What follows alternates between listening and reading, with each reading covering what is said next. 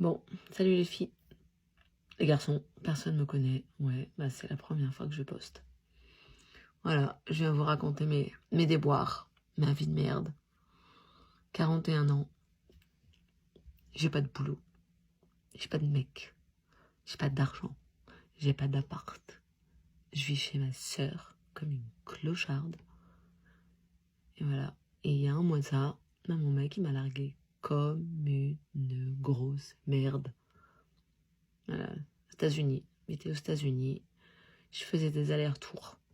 Ça m'a coûté un bras. Il est tombé malade et il a pété un câble. Du jour au lendemain. Enfin, il a été diagnostiqué d'un cancer, donc voilà. Mais du jour au lendemain, il m'a dit, allez, dégage.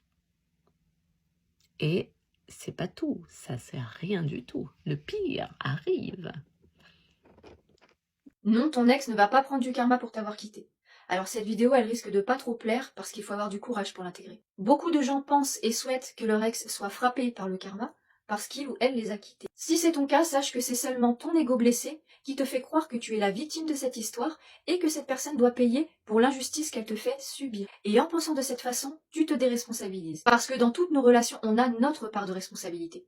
Et quand on se met en couple avec une personne, on le sait très bien, il y a ce risque que la relation prenne fin. Parce que premièrement, personne ne nous appartient. Et c'est une expérience que l'on vit à deux.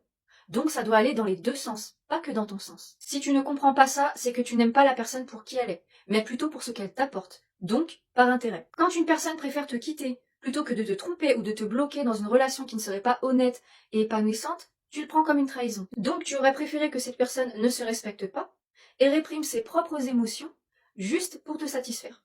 Ce qui veut dire que tu ne cherches pas un partenaire amoureux. Tu cherches un serviteur affectif. Les séparations, ça fait partie de la vie. La fin de quelque chose, ça fait partie de la vie. Il faut l'accepter. Et être reconnaissant que cette personne ait préféré te quitter pour laisser la place à une potentielle relation réciproque. Plutôt que de rester pour ne pas te blesser, mais d'entretenir le mensonge. Ça, c'est du manque de respect. Qui a envie de ça? Alors oui, évidemment, c'est difficile, ça fait mal. Je pense qu'on l'a tous déjà vécu au moins une fois. C'est un deuil.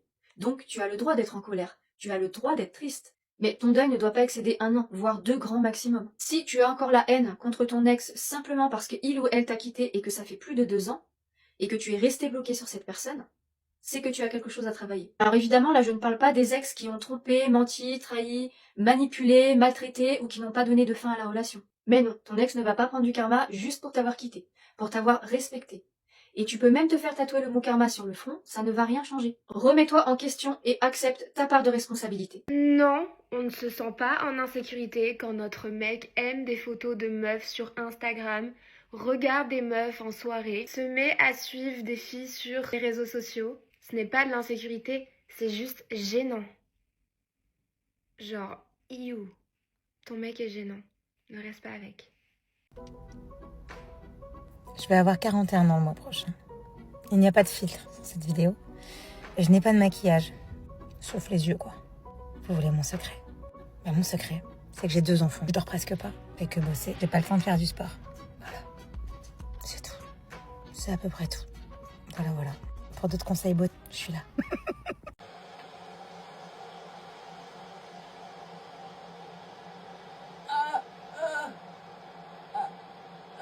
Bonjour.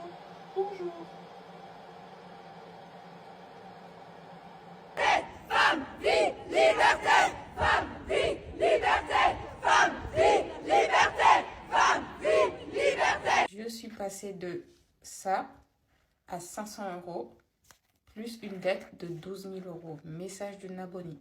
En fait, cette personne me raconte que ça fait 4 ans qu'elle est en couple avec quelqu'un, mais elle ne s'est jamais déclarée être en couple avec cette personne, tout simplement parce que elle n'habitait pas avec cette personne. Lui, il était chez lui, elle, chez elle. Cette personne-là, ça lui arrivait de venir passer 1 mois chez elle, mais il ne participait pas aux besoins de la maison. Il n'y a pas de facture à son nom, il ne paye rien du tout. Donc pour elle, elle n'avait pas à le déclarer à la caisse d'allocation familiale. Sauf que là, ils ont décidé d'habiter ensemble, donc elle a fait sa déclaration. Mais du coup, dans sa déclaration, quand on lui a demandé la date à laquelle ils se sont mis ensemble, enfin la date à laquelle elle est en couple avec cette personne, elle a mis la date d'il y a 4 ans, en fait. En pensant qu'elle allait pouvoir justifier ça. Sauf que la CAF a dit, non mais madame, non, ça se passe pas comme ça, en fait.